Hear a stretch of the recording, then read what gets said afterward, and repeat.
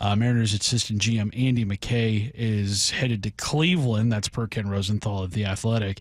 That's a name that gets said a lot on the air, and he's worn a lot of different hats in that Mariners front office and their coaching staff. How important has Andy been to really this whole tenure? Because I think him and Jerry were here at the same time, right? He was a Jerry hire? I believe he was Jerry's first hire. Yeah.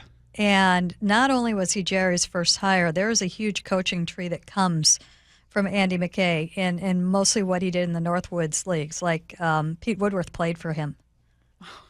Oh, wow. There are all sorts of just kind of connections and coaching connections and whatnot that come with that. And he, of course, is very, very responsible for what we see with the minor league. And as far as he's the one who set up the systems, he's the one that set up the processes.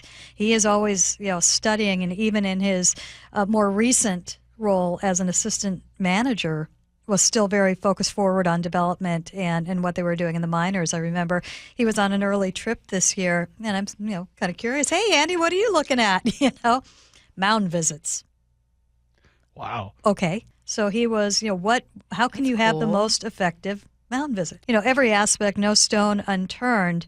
And also not the most recent, but the kind of medium recent with Andy McKay is he has been huge in the draft. He has been like the college football recruiter, go sit in the living room, get to know this guy. He, of course, is all over the mental skills and has been since day one in this organization.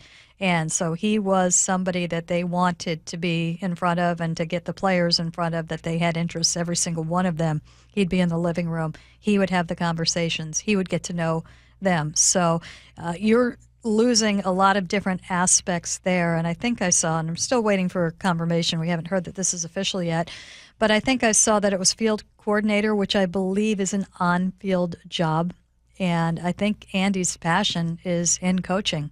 And I think that is something in a direction. It sounds a little bit odd to go from assistant general manager to this, but I think that this is where, he, for his development and the passion that he has had, this is somewhere that he would like to go.